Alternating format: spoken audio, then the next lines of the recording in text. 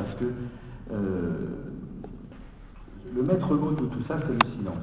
C'est comme le viol, c'est-à-dire que ces femmes, elles sont murées dans un silence qui continue à perpétuer le traumatisme. Et la rupture du silence, c'est ça la véritable révolution. Et elle vous révèle mais alors, des choses absolument impensables. Donc ça touche la totalité de leur personnalité. Alors ça va se révéler de multiples façons. C'est les hommes qui ont plus envie de vous, les hommes alors qu'ils étaient à l'origine de la pratique et qui l'ont réclamé, vont brutalement vous reprocher de ne plus avoir de jouissance. Je jouis moins bien avec une femme excisée. Vous imaginez un petit peu ce que ça peut vouloir dire. Ce sont des femmes qui, par exemple, arrivant d'Afrique, sont confrontées à une culture où on parle de sexe, où vous avez d'autres femmes qui parlent librement du sexe, qui vont se comparer à elles. Ça peut être ça. Ça peut être, c'est beaucoup moins connu, le traumatisme du médecin lui-même, parce que les médecins, chez nous, ils ne sont pas formés à ça. Un nombre de gynécologues qui n'arrivent pas à reconnaître une mutilation, c'est absolument incroyable. C'est-à-dire qu'un gynécologue, il met son spéculum, il ne s'occupe pas de ce qu'il y a devant, et souvent, soit il ne reconnaît même pas une mutilation, soit il remarque quelque chose de bizarre, mais il ne veut pas en parler. Mais du côté de la femme, qui a devant elle théoriquement un spécialiste de la femme et du sexe féminin, le fait qu'on dise rien ou qu'on soit gêné, c'est extraordinairement traumatisant. Donc il y a plein de facteurs comme ça qui peuvent se surajouter, qui fait que quand enfin elle parle, elle vous révèle en fait quelque chose qui touche la totalité de leur personnalité. C'est-à-dire qu'elles vont être blessées dans l'image qu'elles ont d'elles-mêmes, dans l'image que les autres ont d'elles-mêmes, dans leur vie de couple, dans leur vie sexuelle, simplement du fait de la douleur. Enfin, c'est absolument abominable. Et plus on a des investigations, plus on a du recul, plus on s'aperçoit que c'est formidablement traumatique. On dit souvent d'ailleurs aux hommes qui font quelques remarques, s'il y en a, que si la coutume avait consisté à leur couper le pénis, ça serait très très vite arrêté la coutume.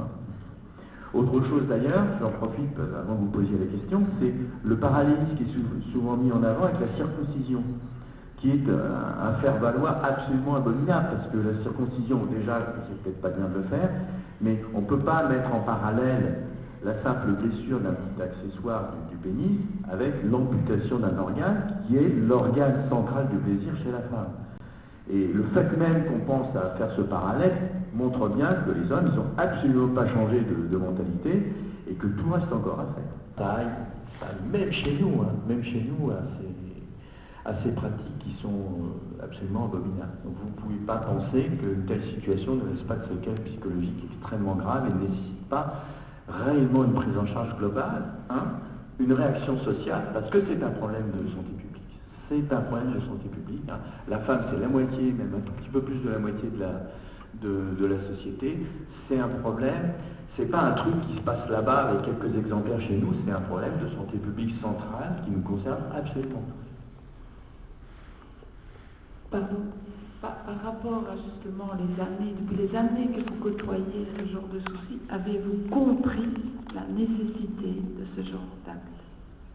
Puisque vous les côtoyez, même les... Vous parlez d'excision? Oui. Avez-vous compris la nécessité de ces mutilations graves? Alors, il y a eu plein de prétextes qui ont été avancés, mais en fait, vous pouvez tous les expliquer, et vous pouvez tous les effacer. Alors, il y a les rites de passage à l'âge adulte, la pureté, la fidélité de la femme. En fait, vous pouvez rayer tout ça. La seule raison, c'est le contrôle de la sexualité féminine par les hommes qui ont peur des femmes. C'est ça la raison. Ça fait 27 siècles que c'est comme ça. Les momies égyptiennes étaient déjà excisées. Donc ça fait 27 siècles que c'est installé. Dès que l'homme est sorti de la caverne, qu'il a vu que la femme, en restant dans la caverne avec ses enfants, alors que lui était parti chasser, avait une importance sur la vie de la société plus importante, et le contrôle de la reproduction, il n'a jamais pu le supporter, il s'est mis à avoir peur des femmes, et la peur chez les hommes, ça donne des pratiques féminines. Il adore quand il est révolté comme ça, il est plus féministe que nous les femmes. Et comment? Parce que vous dites que c'est quand même des histoires entre femmes, puisque l'homme ne s'en occupe pas. Donc, qu'est-ce qui a fait qu'à un moment, la femme a accepté de prendre cette idée-là? Moi, je suis pas tout à fait de son avis. J'ai lu un livre qui m'a convaincue du fait que pense que la raison première pour laquelle ce phénomène continue de persister avec autant d'acuité, c'est la question identitaire, justement. Et c'est la raison pour laquelle on craint ou on constate ce néo-communautarisme, comme tu disais si bien. Ce que j'avais évoqué bien moins que toi. Bien moins, vous avez compris. Donc c'est parce que si on n'est pas excisé, on est une bilakoro, qui est une injure. D'ailleurs, dans certaines communautés, la pire insulte, c'est littéralement, quand on traduit, poison de clitoris entre femmes. Injure entre femmes.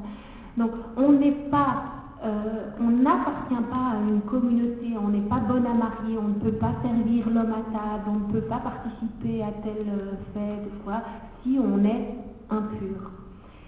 Et donc, il y a beaucoup de jeunes femmes qui vont témoigner du fait que dans la communauté, sous la pression sociale, elles ont elles-mêmes des réactions ambiguës, ambivalentes. Pour elles, accéder au statut social de la femme excisée, c'est une joie, on fait la fête parfois. Bon, dans beaucoup de communautés, l'aspect rituel a même disparu, on le fait sur des nourrissons ou le rite dans ces cas-là, mais il y a des femmes qui disent avoir revendiqué d'être excisées parce que sinon elles souffraient de discrimination parce qu'elles n'étaient pas comme tout le monde. Alors je suis d'accord que derrière, il y a ce contrôle de sexualité de la femme, mais il y a cette pression sociale. Un peu comme on connaît chez nous, mais la pression sociale, à une certaine époque, si on n'était pas baptisé à l'université, on pensait qu'on allait échouer dans les examens. En fait, c'est ce genre de phénomène de groupe d'appartenance. On a besoin d'appartenir à un groupe, à une communauté, et la mère qui fait exciser sa fille, lui, elle a le sentiment d'être bienveillante, de lui rendre service. Sans ça, elle ne pourra pas trouver de mari, elle ne sera pas comme tout le monde.